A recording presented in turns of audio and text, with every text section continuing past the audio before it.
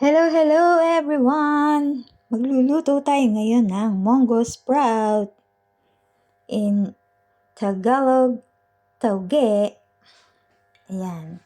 Ito ay Pinoy food.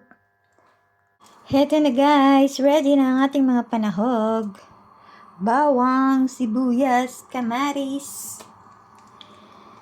At lagyan natin ng carrots. And giniling na pork. And lagyan natin ng patis, soy sauce, and oyster sauce, and tofu. Ipiprito natin itong tofu. Ito ang ating isa sa mga panahog. Ito na guys. Magprito muna tayo ng tofu. Ayan na guys, luto na ang ating tofu. Color brown na siya. Ayan guys, nag-boil muna tayo ng ating giniling na pork.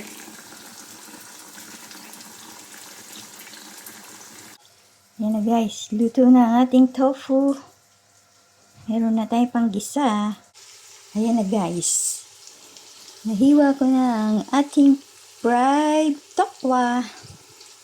Ngayon naman ay mag-start na tayong maggisa.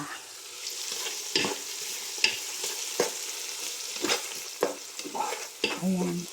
Sibuyas, kamatis at bawang. Ilalagay naman natin ang giniling na pork. Ayan guys. Ang ating giniling na pork. Nagigisa na tayo. Titimplahan na natin siya agad kasi ang ating toge ay half cook lang. Hindi pwedeng overcook dahil malalabsa siya. Ayan, ilalagay na rin natin ang ating tokwa.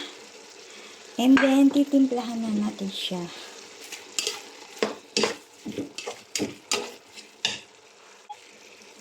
Last natin ilalagay ang ating toge. Ayan guys, last natin ilalagay itong ating Munggo Sprout, Tauge in Tagalog. Ayan guys, ilagyan natin siya ng magic syrup. Ito ang ating pampalasa. Ayan, ilagyan na natin siya ng carrots. Ayan, tatakpan muna natin. Takpan muna natin ng mga 3 minutes. Yan guys, lagyan natin ng paminta, pampasarap. Ayan guys, nilagay na natin ang ating Munggo Sprout or toge. Mamaya natin haluin and lalagyan ng sabaw. Lalagyan natin ng water later. Ayan na guys, pakuluan lang natin. Luto na ang ating toge. Ayan guys, luto na siya. Luto na ang ating toge.